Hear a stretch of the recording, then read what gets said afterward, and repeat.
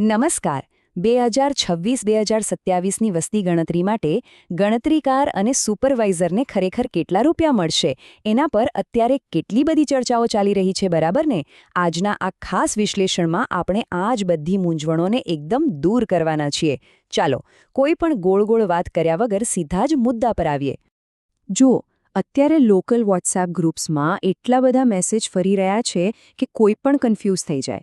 અલગ અને ઘણીવાર તો સાવ વિરોધી માહિતીઓ વાંચીને થાય કે સાચું શું છે અને ખોટું શું.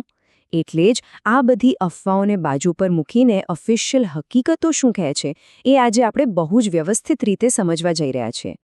આજની આપણી ચર્ચાના મુખ્ય મુદ્દાઓ કંઈક આવા રહેશે. સૌથી પહેલાં જાન્યુઆરીનું સત્તાવાર પરિપત્ર, પછી ચૂકવણીના 2 તબક્કા, એના મહત્વના નિયમો, દૈનિક તાલીમ ભથ્થાના સ્તરો અને છેલ્લે સૌથી વધુ ચર્ચાતો મુદ્દો નાસ્તાની કપાત. પાયાના વેતનથી લઈને નાની કપાત સુધી બધું જ આજે ક્લિયર કરીશું. તો ચાલો શરૂ કરીએ આપણા પહેલા મુદ્દાથી. જાન્યુઆરીનો સત્તાવાર પરિપત્ર. સીધી અને સાચી હકીકતો જ જોઈએ. 15 જાન્યુઆરી 2026. આ તારીખ બહુ જ અગત્યની છે, કારણ કે અત્યારે આપણે જે કોઈ પણ આંકડાઓ કે રૂપિયાની વાત કરીશું એ બધું જ સીધું આ જ તારીખે બહાર પડેલા સત્તાવાર સરકારી પરિપત્રમાંથી લેવામાં આવ્યું છે. એટલે અહીં કોઈ હવામાં ગોળીબાર નથી, જે છે એ બધું જ સત્તાવાર દસ્તાવેજ પર આધારિત છે.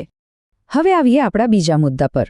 ચૂકવણીના 2 તબક્કા, એટલે કે પેલા 25,000 રૂપિયાનું આખું ચિત્ર ખરેખર છે શું? આ સૌથી મોટો પ્રશ્ન છે. કુલ માંદ વેતન 25,000 રૂપિયા છે, એ વાત એકદમ સાચી, પણ એ એકસાથે નથી મળવાના. આ રકમ બરાબર 2 ભાગમાં વહેંચાયેલી છે. પ્રથમ તબક્કો છે ઘરયાદી અને મકાનોની ગણતરીનો, જેના માટે 9,000 રૂપિયા નક્કી થયા છે. અને બીજો તબક્કો, જે મુખ્ય વસ્તી ગણતરીનો છે, એના 16,000 રૂપિયા મળશે. એટલે કે 9,000 વત્તા 16,000 મળીને તમારા પૂરા 25,000 રૂપિયા થાય છે. આગળ વધીએ ત્રીજા અને બહુ જ મહત્વના વિભાગ તરફ, નિયમો અને પ્રતિબંધો. આ નાની લાગતી પણ બહુ જ અગત્યની શરતો છે. મોટી રકમની વાત તો થઈ ગઈ, પણ આ પરિપત્રના નીચેના ભાગમાં એક નાનકડી નોંધ છે જે વાંચવી ખૂબ જરૂરી છે. કામગીરી માટે 2 બહુ જ કડક નિયમો છે. પહેલું, ડેટા એકઠો કરવા માટે તમારે તમારા પોતાના અંગત મોબાઈલ ફોનનો જ ઉપયોગ કરવાનો રહેશે. અને બીજું, તમને જે વિસ્તાર કે બ્લોક ફાળવવામાં આવ્યો છે ત્યાં જવા આવવા માટે સરકાર તરફથી કોઈપણ પ્રકારનું ટીએ કે ડીએ એટલે કે મુસાફરી ભથ્થું આપવામાં આવશે નહીં. આ બાબત ખાસ ધ્યાનમાં રાખવાની છે. હવે વાત કરીએ ચોથા મુદ્દાની, દૈનિક તાલીમ ભથ્થાના સ્તરો વિશે. ખરેખર મેદાનમાં ઉતરીને કામ શરૂ કરતા પહેલાં જે કમ્પલ્સરી ટ્રેનિંગ લેવાની છે એના પણ રૂપિયા છે. ચાલો જોઈએ કોને કેટલા મળશે. રાજ્ય અને જિલ્લા સ્તરના અધિકારીઓ માટે દિવસના 900 રૂપિયા નક્કી થયા છે. ચાર્જ કાર્યકર્તાઓ માટે 650 રૂપિયા છે. પણ અત્યારે આપણા માટે જે સૌથી અગત્યનો આંકડો છે એ છે ગણતરીદારો અને સુપરવાઇઝરો માટેનું ભથ્થું, જે પ્રતિ વ્યક્તિ એક દિવસના બરાબર 600 રૂપિયા નક્કી કરવામાં આવ્યું છે. અને હવે છેલ્લો અને સૌથી વધુ કન્ફ્યુઝન ઊભો કરતો 5મો મુદ્દો, નાસ્તાની કપાત. એકચ્યુઅલી આ પૈસા જાય છે ક્યાં? આખો વિવાદ અને ચર્ચા અહીંથી જ શરૂ થાય છે.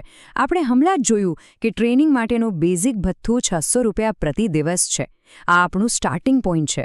હવે થાય છે એવું કે ઘણીવાર ટ્રેનિંગ પૂરી થાય ત્યારે હાથમાં આખી રકમ નથી આવતી. તો એનું ખરેખર કારણ શું છે? અહીં સૌથી રસપ્રદ ટ્વિસ્ટ આવે છે.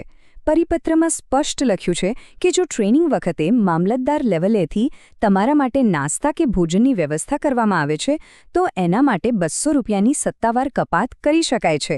હા, બરાબર સાંભળ્યું, 200 રૂપિયા સીધા નાસ્તા પેટે કપાઈ શકે છે. ચાલો, આનું ગણિત એકદમ સિમ્પલ રીતે સમજી લઈએ. સ્ટેપ 1, તમારું બેઝિક ભથ્થું છે 600 રૂપિયા. સ્ટેપ 2, ટ્રેનિંગમાં તમને જે નાસ્તો અપાયો એના 200 રૂપિયા તેમાંથી માઇનસ કરી દો. અને સ્ટેપ 3, તમારા હાથમાં જે ફાઇનલ રકમ આવશે એ હશે 400 રૂપિયા. હવે સમજાયું ને કે પરિપત્રમાં 600 રૂપિયા લખ્યા હોવા છતાં હાથમાં 400 કેમ આવી શકે છે? હવે આ બધું સમજ્યા પછી પણ એક મોટો સવાલ મનમાં થાય કે જો નિયમ એક છે તો અલગ તાલુકામાં અલગ કપાત અને વિસંગતતાઓ કેમ જોવા મળે છે? જુઓ, વાત એમ છે કે દરેક તાલુકા લેવલે આયોજન અલગ રીતે થતું હોય છે. સ્થાનિક વહીવટીતંત્ર કઈ રીતે વ્યવસ્થા કરે છે તેના પર બધો આધાર રહે છે. પણ ખરેખર વિચારવા જેવી વાત એ છે કે શું આ 200 રૂપિયાની કપાત ખરેખર વાજબી છે કે પછી આખા રાજ્ય માટે કોઈ એક જ સમાન નિયમ હોવો જોઈએ જેથી આ બધી મૂંઝવણ જ ના રહે? તમે આ વિશે શું વિચારો છો? આજના આ વિશ્લેષણમાં જોડાવા બદલ ખૂબ ખૂબ આભાર.